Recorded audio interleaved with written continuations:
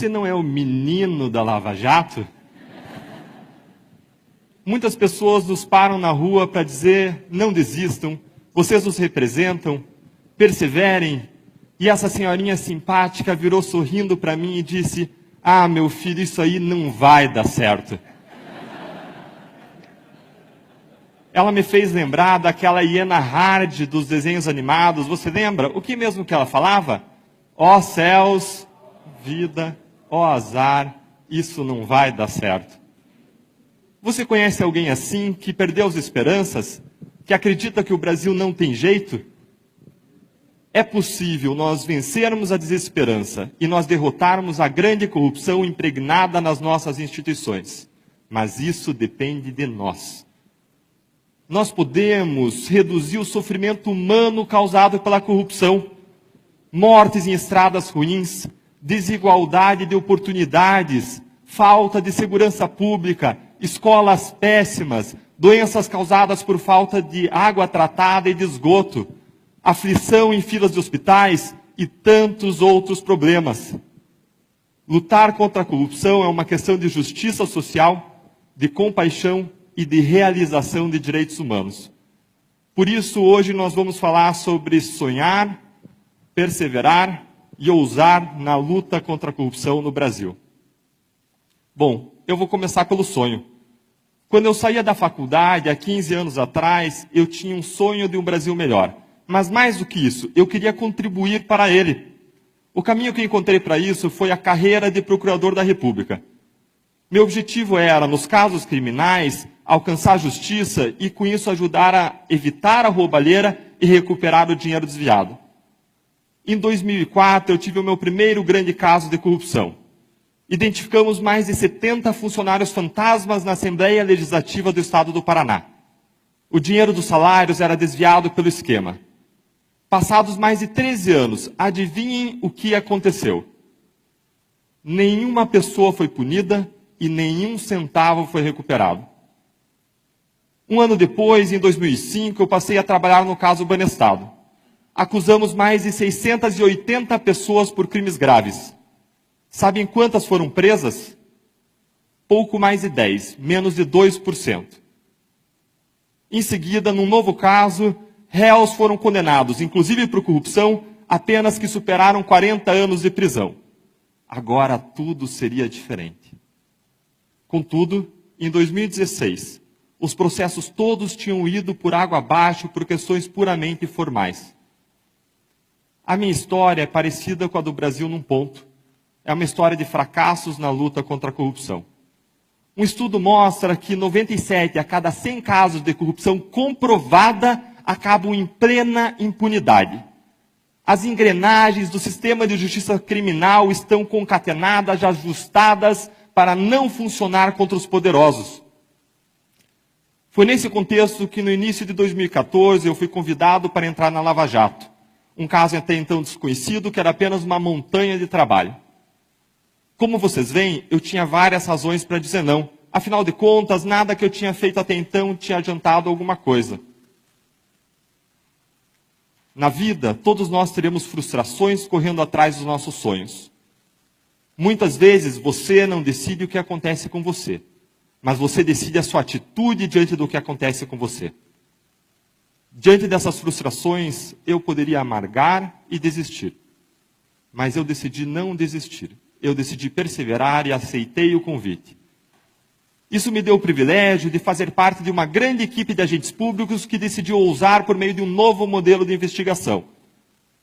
Com o trabalho inovador dessa equipe, o apoio da sociedade e uma série de sortes, foi possível avançar contra a corrupção e revelar um imenso esquema criminoso. Como esse esquema funcionava? Grandes empresas se articularam para inflar contratos bilionários com a Petrobras. Elas pagavam propinas para aumentar os seus lucros. Do outro lado, o interesse de agentes públicos casava com o desses empresários. Políticos e partidos escolhiam a dedo funcionários, altos executivos da Petrobras, justamente para que eles arrecadassem propinas. O suborno fluía para campanhas eleitorais e para o bolso dos envolvidos. Os recursos iam dos empresários até os agentes públicos por meio de lavadores de dinheiro profissionais, que faziam o dinheiro sujo parecer limpo. As investigações comprovaram o pagamento de mais de 6 bilhões de reais em propinas e os prejuízos da Petrobras são estimados em até 42 bilhões. Como resultado, apenas em Curitiba, 282 pessoas foram acusadas por crimes como corrupção, lavagem de dinheiro e organização criminosa. 107 já foram condenadas a penas que somam mais de 1.600 anos de prisão. Muitas dessas pessoas eram e são poderosas, dentre eles 6 ex-parlamentares, um ex-presidente da Câmara dos Deputados. Em Brasília, apenas a colaboração da Odebrecht implicou quase 1/3 dos senadores e ministros e quase metade dos governadores. Além da punição aos criminosos, estão sendo recuperados aos cofres públicos mais de 10 bilhões de reais, quando a regra no Brasil é não recuperar nenhum centavo. O que a Lava Jato revelou na Petrobras já é muito grave. Mas as provas trouxeram à tona um monstro ainda mais assustador. Esquemas semelhantes estavam espalhados em vários órgãos federais, estaduais e municipais. Descobriu-se que políticos e partidos desonestos escolhem para cargos de direção de órgãos públicos pessoas incumbidas de arrecadar propinas. O dinheiro enriquece os criminosos e financia caras campanhas eleitorais garantindo a reeleição. Ou seja, a corrupção alavanca a permanência dos corruptos no poder, o que gera mais corrupção, o que gera mais permanência dos corruptos no poder, formando-se um círculo vicioso que deturpa a democracia e torna a sociedade brasileira prisioneira da corrupção. O esquema da Petrobras, portanto, é apenas a ponta de um gigantesco iceberg. Estima-se que a corrupção desvia no Brasil 200 bilhões de reais por ano. Bilhões! Isso me traz a um ponto fulcral. Não importa se você é de esquerda, de direita, de centro, de cima, de baixo, de lado, você tem algo importante para fazer com 200 bilhões. Você poderia, por exemplo, triplicar o orçamento federal em saúde ou em educação, ou multiplicar por 5 tudo que se investe em segurança pública no nosso país. Se você quer um país melhor, não há como alcançá-lo sem nós enfrentarmos esse problema. E pela primeira vez as coisas começaram a dar certo.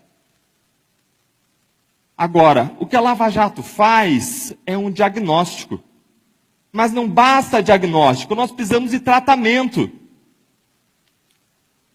A corrupção sistêmica pode ser comparada ao apodrecimento de maçãs em um barril. O problema não é resolvido simplesmente retirando as maçãs podres. É preciso mudar as condições de luz, temperatura e umidade que fazem as maçãs apodrecerem. Muitas pessoas acreditam que a Lava Jato vai transformar o Brasil, mas é preciso ir além da Lava Jato. Isso nos leva ao final do ano de 2014, quando, para atacar causas centrais da corrupção, foram desenvolvidas propostas legislativas que ficaram conhecidas como 10 medidas contra a corrupção. Elas foram uma iniciativa inédita e ousada do Ministério Público em conjunto com a sociedade civil. O seu objetivo era prevenir a corrupção, reduzir a impunidade e recuperar o dinheiro desviado. Elas alcançaram o apoio de mais de 2 milhões de brasileiros que, por meio das suas assinaturas, as tornaram um projeto de lei de iniciativa popular.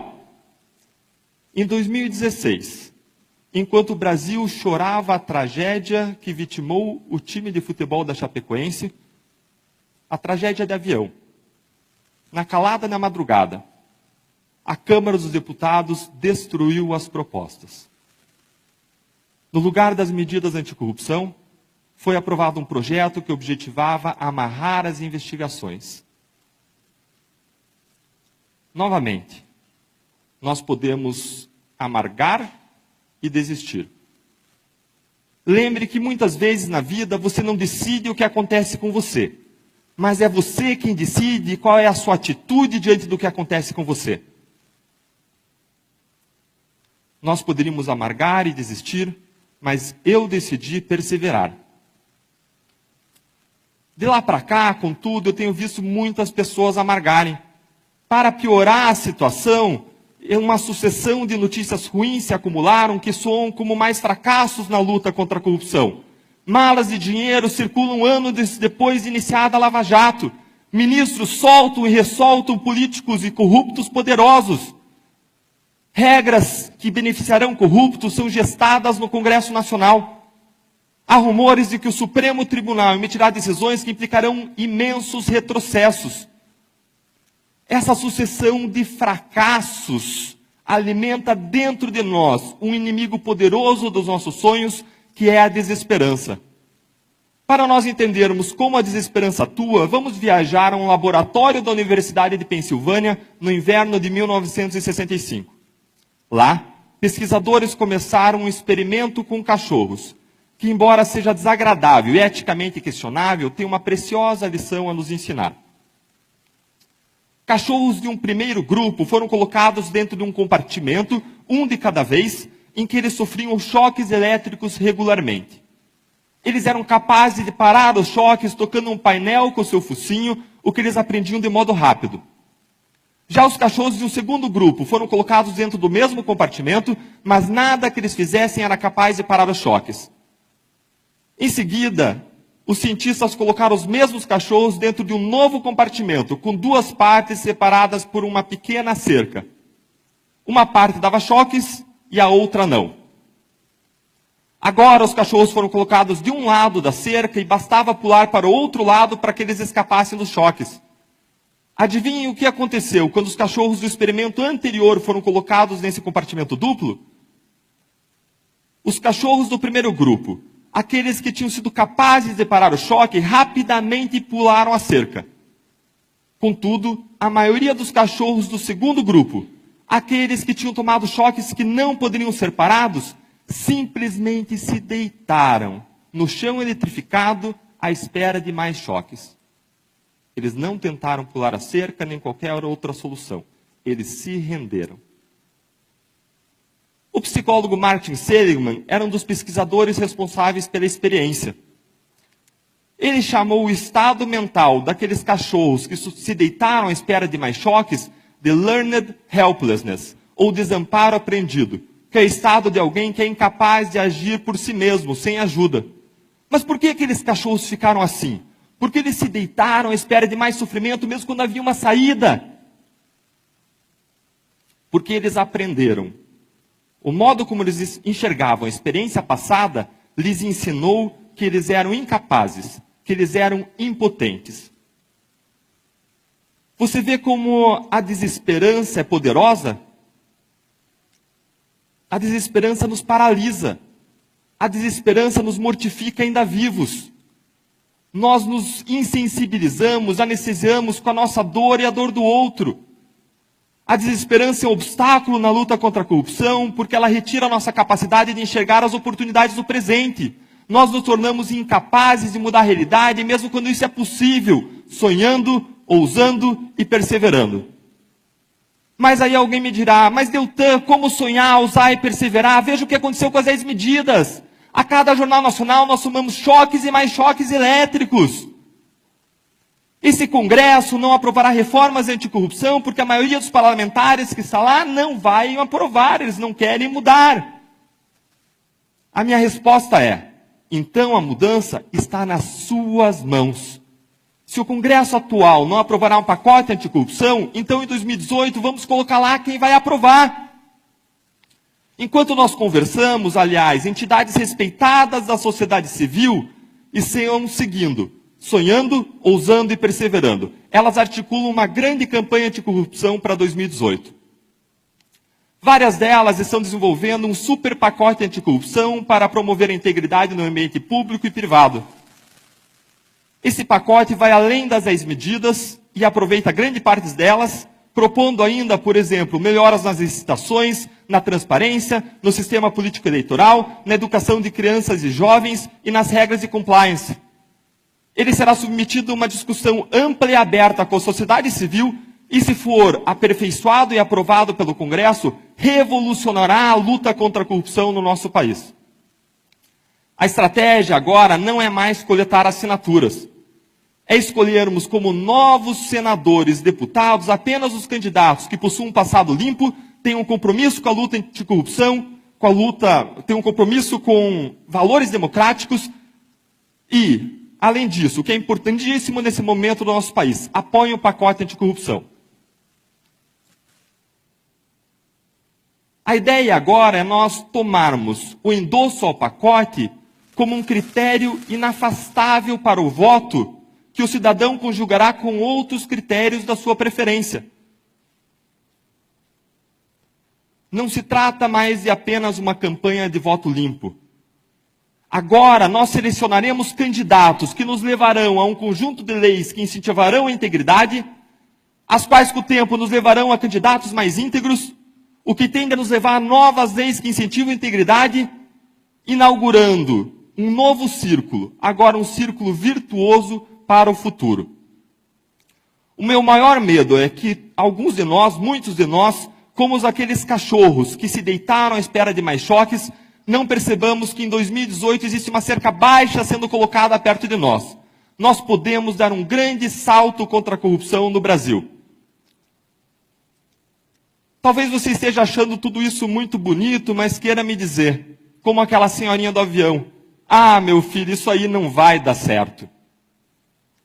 Se você perdeu as esperanças, eu quero dizer que eu entendo você, mas eu quero propor um exercício mental. Pense na pessoa que você mais ama na face da terra. Talvez a sua mãe, ou o seu filho, o seu marido ou sua esposa.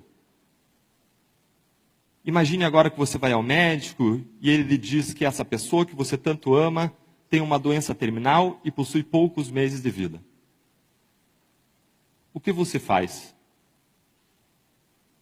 Você vai para casa esperar ela morrer? Ou você vai fazer tudo o que estiver a seu alcance para salvar a vida dela?